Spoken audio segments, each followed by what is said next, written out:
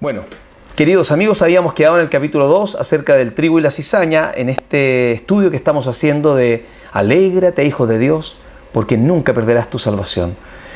Y vamos a retomar el tema del trigo y la cizaña, donde el Señor Jesucristo dice que el sembrador siembra el trigo en el campo, el trigo son sus hijos y el campo es el mundo, y el enemigo viene y siembra cizaña, y la cizaña son los hijos del diablo. Por tanto, tenemos que entender que en las iglesias hay trigo y hay cizaña. El trigo son los hijos de Dios, los redimidos de Cristo, que son salvos, y la cizaña muchas veces son los religiosos que no conocen a Dios, pero están en medio de nosotros. Ahora, ¿cómo reconocer quién es trigo y cizaña? Es muy difícil, porque si te fijas bien, por ejemplo, cuando estaba Jesucristo con los 12 apóstoles, era muy difícil saber quién era Judas. Por ejemplo, Judas echó fuera demonios, sanó enfermos, predicó la palabra, se emocionó con la multiplicación de panes y peces, vio a Jesús levantar muertos y hacer milagros. Él vio todo eso. Dice que Jesús envió a los 12 a echar fuera demonios, a sanar enfermos. ¿Se acuerdan de esa parte? Y también después manda comisión a 120, etcétera, etcétera. Bueno, en ninguna parte dice que todos lo hicieron menos Judas. Por tanto, Judas tiene que haber echado fuera demonios, tiene que haber sanado enfermos en el nombre de Jesús y tiene que haber predicado la palabra. También vio los milagros y así todo. Era imposible saber que Judas no era nacido de nuevo ni redimido, ni se había convertido, porque Judas no perdió su salvación, Judas nunca la tuvo. Estaba entre los 12, pero nunca nació de nuevo, nunca dio fruto, porque Judas era cizaña. Primera de Juan 2:19 dice: ellos salieron de nosotros, pero no eran de nosotros. Si hubieran sido de nosotros, habrían permanecido con nosotros, pero salieron para que fuera evidente que no todos son de nosotros. Fíjate en esta palabra de Primera de Juan 2:19. ¿Cómo la interpretas tú? Quítate el switch o la idea que te metieron desde pequeño o desde que entraste a la iglesia, donde la salvación tenías que guardarla para no perderla, y lee esto así tal cual como está. Y mira lo que dice: ellos salieron de nosotros. ¿Quiénes son ellos? Juan está hablando de aquellos que se fueron de la iglesia y cambiaron la doctrina. Ellos salieron de nosotros, pero no eran de nosotros. ¿Por qué? Aquí da una condición y dice: ¿sabes por qué no eran de nosotros? Yo le habría dicho: oye, Juan, ¿por qué crees que ellos no eran de nosotros? Juan, yo creo que ellos eran cristianos y se fueron y se perdieron. Pero aquí dice: si hubieran sido de nosotros, habrían permanecido con nosotros. Es decir, un requisito de alguien que nació de nuevo es permanecer. Los que no permanecen hasta el fin nunca han sido hijos de Dios nacidos de nuevo. Porque si fueran hijos, habrían permanecido, y lo dice Primera de Juan 2:19. Pero salieron para que fuera evidente, Juan da un ejemplo aquí, que no todos son de nosotros. Los que siguen una religión echan fuera demonios, sanan enfermos, predican la palabra, se emocionan con la multiplicación de panes y peces, ven a Jesús levantar muertos y hacer milagros, igual que Judas. Otro paréntesis, mira. ¿Cuántos de nosotros no pertenecíamos antes a una religión? Íbamos a la iglesia y hacíamos nuestros rituales a Dios, escuchábamos la palabra, decíamos a todo el mundo que Jesús era el Señor, pero en realidad no lo conocíamos y éramos solo religiosos, muertos en delitos y pecados. Creíamos, pero intelectualmente, cuando yo era católico, que ahora no lo soy, pero cuando yo era católico, iba a la iglesia. Si me preguntaban quién era Jesús, yo decía: es el Hijo de Dios que pagó por mis pecados. Y sabía toda la idea, pero de aquí, no revelada, no entendía. En otra forma, yo pensaba carnalmente en la existencia de Dios y de Jesucristo, y no espiritualmente. Uno dice: ¿cómo es eso espiritualmente? Tú no puedes discernir las cosas de Dios si no has nacido milagrosamente en el Espíritu. Es decir, haber nacido de nuevo. Primera de Corintios 2:14 dice: el que no es espiritual no acepta las cosas que son del Espíritu de Dios, porque para él son tonterías, y tampoco las puede entender, porque son cosas que tienen que juzgarse espiritualmente. Es decir, si no has nacido de nuevo y el Espíritu de Dios no está en ti, es imposible que entiendas las cosas de Dios. Entonces, cuando yo creía todo esto, lo creía, pero en mi mente y no lo entendía realmente. Entonces cuando alguien me decía, la Biblia la escribieron los hombres, yo decía, sí, la Biblia la escribieron los hombres. Tienen que tener muchas fallas. Los católicos se metieron en la Biblia y sacaron cosas y el Papa no sé cuánto y esto y está tergiversada a su favor. A todo esto, si la Biblia está tergiversada al favor de los curas, le hace un mal favor. La Escritura, cuando uno se convierte en la palabra de Dios completa, totalmente real, sin ningún error. Alguien va a decir, eso es una ridiculez. Para ti que no eres cristiano, pero para al que nació de nuevo es la verdad. Y la verdad de Dios es la que estamos tratando de enseñar con este tema de la salvación no se pierde. La fe humana no sirve para acercarse a Dios. Porque esa fe que tenemos como seres humanos no es la fe que viene de Dios. Es una fe como comprobó. Por ejemplo, alguien dice, mira, tú te subes a un auto y tienes fe de que el auto no va a explotar, siendo que tiene un motor de combustible. Te subes a un avión y tienes fe de que el avión no se va a caer, aunque yo cuando viajo ando medio nervioso. Pero como que uno está acostumbrado a que nunca ha pasado nada, ¿por qué te va a pasar ahora? Y tienes esa como fe. Esa es una fe humana. El don de la fe es dada por Dios para que podamos creer. Efesios 2:8 lo dice, porque por gracia sois salvos, no por medio de la fe, perdón. Por gracia, porque por gracia sois salvos, por medio de la fe, y esto no de vosotros, pues es un regalo de Dios o es un don de Dios. Continuemos con el tema de la salvación. La salvación no tiene fecha de expiración. Y veamos lo que dice 1 de Pedro 1:3-5. Bendito el Dios y Padre de nuestro Señor Jesucristo, que según su grande misericordia nos hizo renacer para una esperanza viva por la resurrección de Jesucristo de los muertos, para una herencia incorruptible, incontaminada e inmarcesible, reservada en los cielos para vosotros, que sois guardados por el poder de Dios mediante la fe, para alcanzar la salvación que está preparada para ser manifestada en el tiempo postrero. ¿Quién nos hizo renacer? Dios. Para una herencia ¿qué? Incorruptible, incontaminada, inmarcesible. Y somos guardados por el poder de Dios mediante la fe. Mediante la fe somos guardados por el poder de Dios. Si somos guardados por el poder de Dios, ¿quién puede hacer que te alejes? ¿Quién puede hacer que te escondas? ¿Quién puede hacer y decir, yo rechazo esta salvación? Si somos guardados por el poder de la fe, que te la da Dios. Ojo con esta palabra. En Juan 6, 37, 40 dice, todo lo que el Padre me da vendrá a mí, y el que a mí viene no le echo fuera, porque he descendido del cielo, no para hacer mi voluntad, sino la voluntad del que me envió. Y esta es la voluntad del Padre, el que me envió. Y esta es la voluntad del Padre, el que me envió. Esta es la voluntad del Todopoderoso que envió a Jesucristo, que de todo lo que me diere, no dice de alguno de que me diere, no dice de la mitad de los que me diere, o no dice el 95% de los que me diere, sino que dice que de todo lo que me diere no pierda yo nada, sino que lo resucite en el día postrero. Ahí está clarísimo. Ahí está clarísimo. Bueno, como otras partes de la Escritura. Entonces uno me dice, sí, pero ¿qué pasa con ciertas partes de la Biblia? Lo vamos a ver. Pero vamos estudiando lo que dice aquí. ¿Vamos a desechar esta palabra? ¿Vamos a desechar las otras? No, esto tiene poder, hermano. Y aquí dice que de todo lo que me diere, no pierda yo nada. Juan 5:24 dice, de cierto os digo que el que oye mi palabra y cree al que me envió, tiene vida eterna y no vendrá a condenación, porque ha pasado de muerte a vida.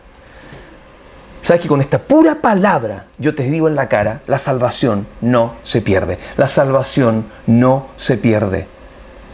De cierto os digo, el que oye mi palabra y cree al que me envió, tiene vida eterna. No dice tendrá vida eterna, veremos si tiene vida eterna, si no lo da como un hecho cierto. Tiene vida eterna y no vendrá condenación. Señor Jesús, ¿yo voy a perder mi salvación? Tú ya tienes vida eterna y no vendrás a condenación porque has pasado de muerte a vida. ¿Qué te parece la respuesta del Señor? Porque esto lo dice el mismo Señor Jesucristo. Para cerrar el tema de la santificación, donde está la salvación también, esta palabra. Porque el que santifica y los que son santificados de uno son todos, por lo cual no se avergüenza de llamarlos hermanos. El que santifica, Cristo. Los que somos santificados, nosotros.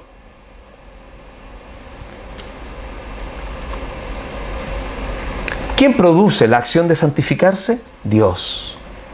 Porque es el que santifica cuando lo conocemos. Y somos santificados por Él cuando Él empieza a trabajar en nuestras vidas. Uno dice, entonces no tengo que hacer nada. Sí tienes que hacer, hermano. Pero no para salvación, sino para crecer, para ir santificándote, para la gloria de Él. Y Él va a poner en ti el querer y el hacer. Y un hijo de Dios se santifica por la buena o por la mala. Y vamos a ver eso. ¿Quién produce la acción de santificar? Dios. Dios nos santifica al salvarnos en la cruz por medio de Jesús. Y somos santificados por Dios al actuar el Espíritu Santo en nuestras vidas. Y ojo con esto. Los que han sido salvados tienen como obligación santificarse. Si no lo hacen por la buena, Dios te santificará por la mala. Eso es así. ¿Y sabes por qué? Porque eres hijo para siempre. Y la obra que comenzó en ti la terminará. Ahí todo empieza a tomar se empieza a enlazar. Como eres hijo, porque Él ya te salvó, Él va a trabajar en tu vida. Y como te digo, lo va a hacer por la buena o por la mala. Aquellos hijos de Dios que pecan deliberadamente, tarde o temprano son disciplinados. Y eso lo vamos a ver un poco más adelante. Pero ¿por qué Dios disciplina? ¿Y por qué Dios nos toma? ¿Y por qué Dios trabaja en nosotros? Porque tiene que santificarnos para hacer su trabajo hasta el final y hacer la obra completa. Alguien diría, pero es que Jesús no alcanzó a terminar la obra. ¿Cómo le vas a quitar un trabajo a Jesús? Eso no existe. Por eso esta palabra, fíjate bien, dice en Filipenses 1:6, dice, estoy persuadido que, este es Pablo, estoy persuadido de que el que comenzó en ustedes la buena obra, la perfeccionará hasta el día de Jesucristo. ¿Por qué no dijo, estoy persuadido de que el que comenzó en ustedes la buena obra junto con ustedes, tal vez la perfeccione hasta el final? ¿Quién sabe si llegará hasta el final de sus días? O tal vez no la pueda perfeccionar por su culpa. No, aquí da un hecho. Estoy persuadido de que el que comenzó en ustedes la buena obra, es decir, el que comenzó la buena obra que es Jesús, la va a perfeccionar hasta el final. ¿Qué te parece? ¿Para todo el mundo es esto? No, para sus hijos, para Él, para los que han nacido de nuevo. Mucho ojo. Y yo quiero hablar de esto porque es súper importante, para que quede bien claro lo que estoy diciendo. ¿Qué ocurre si un hijo de Dios, nacido de nuevo, redimido, cuyo corazón de piedra fue sacado y puso un corazón de carne, el cual está sellado por el Espíritu Santo, practica pecado una y otra vez, pierde su salvación? Estamos hablando de un redimido. Jamás perderá su salvación. Y esto puede sonar escandaloso, pero déjame terminar. Quiero que analicemos muy bien estas palabras primero. 1 Corintios 5, 1, 2 dice, de cierto se oye que hay entre vosotros fornicación, y tal fornicación cual ni aún se nombra entre los gentiles, tanto que alguno tiene la mujer de su padre. Y vosotros estáis envanecidos, ¿no debierais más bien haberos lamentado para que fuese quitado de en medio de vosotros el que cometió tal acción? Aquí está hablando de, en la iglesia de Corintios había un pecado grande. Uno de los hermanos estaba con la esposa del papá, conviviendo. Y se jactaban más encima. Él era un cristiano, él era un hijo de Dios. Y tú me dices, ¿cómo sabes que era hijo de Dios? Sigamos viendo lo que dice. Ciertamente yo, como ausente en cuerpo, pero presente en espíritu, ya como presente he juzgado al que tal cosa ha hecho. En el nombre de nuestro Señor Jesucristo, reunidos vosotros y mi espíritu, con el poder de nuestro Señor Jesucristo, el tal sea entregado a Satanás para destrucción de la carne. ¿Cómo te gustaría tener un pastor así? El tal sea entregado a Satanás para destrucción de la carne. Si yo dijera eso en una iglesia, sucede algo así, dirían que soy un legalista terrible. Pero Pablo lo decía. ¿Lo aplicamos en la iglesia? Complicado, ¿ah? Si queremos llevar la escritura a la vida real, tenemos que llevarla, hermano. Y hay veces en que es necesario hacer ciertas cosas. El que la salvación no se pierde no da licencia de pecado. Y fíjate lo que dice, fue entregado a Satanás, a fin de que el Espíritu sea salvo en el día del Señor Jesucristo. A fin de que el Espíritu sea salvo en el día. Es decir, la obra Jesús la va a terminar. Puede que termines hecho bolsa en la carne si es que no quieres santificarte, pero vas a ser salvo. Porque dice, ¿para qué hacemos esto de entregarlo a Satanás? A fin de que el espíritu sea salvo en el día del Señor Jesús. Porque el Señor disciplina al que ama y azota todo al que recibe como hijo. ¿Qué te parece? Hebreos 12:6 dice algo a todos los hijos de Dios. No dice algo al mundo. No le dice algo a todos los que creen. Les dice a los que son sus hijos, porque el Señor disciplina al que ama, y azota a todo el que recibe como hijo. Una vez que has nacido de nuevo, te recomiendo que no practiques el pecado. Una vez que te hiciste cristiano, te recomiendo. De hecho, voy a usar una palabra que usaba Pablo de repente, donde decía ruego. Os ruego, dice. Yo ruego que no practiques el pecado, hermano. Vas a tener una fea vida como hijo de Dios. No pierdes tu salvación.